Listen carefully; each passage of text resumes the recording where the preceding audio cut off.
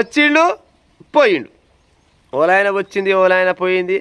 KCR sir ఇట్లొచ్చిండు అట్ట పోయిండు. నిన్న పాట బాగా ట్రెండ్ అయింది, ఇట్ట పోయి అట్టొస్తనే అనే పాట లేదు అంతే. అట్ట పోయిండు ఇట్ట బయటికి వెళ్ళిండు. పోగానే సభంతా దద్దరిల్లిపోయిందట. రాక వచ్చిండే అమ్మ ఎల్లిండి చూడే ఎదురులేని వీరుడు అన్నట్టు చాలా రకాలుగా కొంతమంది శుభాకాంక్షలు చెప్పి నమస్తేలు పెట్టి అన్నీ అయిపోయినాయి. స్వయంగా రేవంత్ రెడ్డి సార్ కూడా ముందరికి పోయి ఏం సార్ బాగున్నావా, సాండ్రోలకు అవపడితే సార్ ఏం లెక్క అనగానే బాగానే ఉన్న పిల్ల నువ్వు బాగున్నావా, ఎట్టెట్టుంది పరిపాలన ఏం కథ అని ఇద్దరు ఓలుకోలు సేకాండి ఇచ్చుకురంట. ఈయన సీట్లు ఈయన కూర్చుని ఆయన సీట్లు ఆయన కూర్చుండు. ఇప్పుడు పెద్ద మనిషి అన్నప్పుడు మందలియాలి తప్పదు.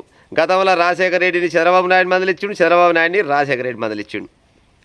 జగన్మోహన్ రెడ్డి అయినా కానీ లేకపోతే రేవంత్ రెడ్డి అయినా కానీ ఎవరైనా కానీ లోపల పోయాక పెద్ద నాయకుడు కాబట్టి ఎవరైనా మందలియాలి. అది మర్యాద కాబట్టి ఇచ్చిపుచ్చుకుంటారు, అది మర్యాద అదో లెక్క. కానీ మరి గంతవరకే ఉంటుందా రేపన్నాడు కూడా మరి గిట్టిన సేకండించుకున్నట్టు ఇక నువ్వు నేను కలిసిపోదాం అన్నట్టు ఏమైనా మాట్లాడుకోవచ్చునా? రేవంత్ రెడ్డి గారికి అసలు ముఖ్యమంత్రి పదవి దక్కిందే వాస్తవానికి కేసీఆర్ చేసిన అవినీతిని మొత్తం బయట పెడతా అని చెప్పిండు. మరి అవినీతుల ముచ్చట అక్రమాల ముచ్చట ఏ బిడ్డా కేసీఆర్ ఓ బిడ్డా కేసీఆర్ అన్నాడు. మరి అవన్నీ నిజమే కావచ్చునా లేకపోతే గిట్నే సాడంగా పోయి నీ అంతలో నువ్వు నా అంతలో నేనుంటా, నేను గట్టిన ఆట నువ్వు గిట్టిన అంటుండు జనాలు చూస్తూనే ఉంటారు, ఎవరు ముచ్చట మన గురించి పట్టించుకుంటారు అని ఏమన్నా లోపలంగా ఏమన్నా లాలుచి గిట్ట ఉండొచ్చునా? నాకు తెలియక అడుగుతున్నా. కానీ గట్టగిట్ట ఉండొచ్చు, ఎందుకంటే వీళ్ళు రాజకీయ నాయకులు కదా. రాజకీయ నాయకులకు ఇదంతా పెద్ద కామని. నిన్నగాక మొన్న ఏమన్నాడు మన కేటీ రామారావు, నువ్వు కనుక నాకు దొరికితే ఎడమకాలు చెప్పు తీసుకొని పల్ల అనుకుంటా అని చెప్పిండు. ఎక్కడ పోతాడు ఇలా అసెంబ్లీ ఉండి మరి కొట్టడు. ఈయనేమన్నాడు, బిడ్డ మీ అందరికి ఒక్కొక్కరిని లాగుల్లా తొండలు తొడుగుతా, తొండలు ఇచ్చి పెడతా అన్నాడు. మరి ఇలా తొండలు కొనుక్కోవచ్చునా మరి అసెంబ్లీకి ఇవ్వాలా రేవంత్ రెడ్డి? లాగుల్లా తొండలు ఇచ్చి పెడతాడు కదా. మరి పోత మరి ఎట్టా ఇవాళ రానే వచ్చి తని కొడుకు రానే రావచ్చు. మరి తొండలు ఇచ్చి పెట్టవచ్చు నల్లకాయ? తొండలు లేవు, ఎలకలు లేవు, ఏముండయి.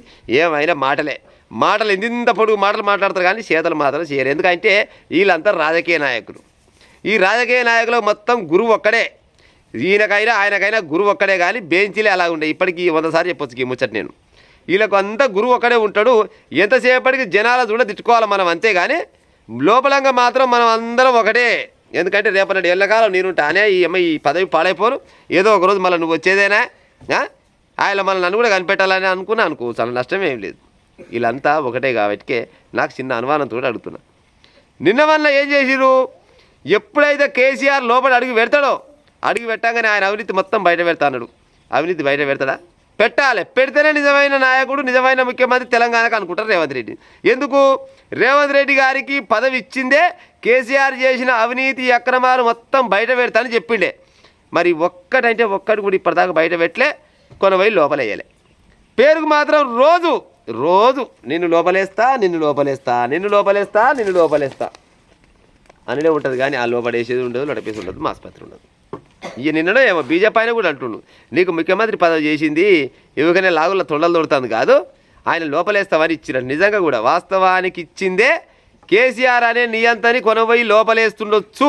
అది ఆధారాలతో సహా చూపించాను అనుకురు. కానీ 20 నెలలు అయిపోయా పాడైపోను. ఆధారాలు లేవు, నడపీసి లేదు, మాస్పత్రి లేదు. ఎంతసేపటికి ఈడ ముంచిండు ఆడ ముంచిండు అండుడే. కానీ మరి ముంచింది తీసుకొచ్చి బయట చూపించాడు, ఇల్లు లోపడయ్యాడు. ఇది మాత్రం బాగా అలవాటు అయిపోయింది ఈ రాజకీయ నాయకులకు.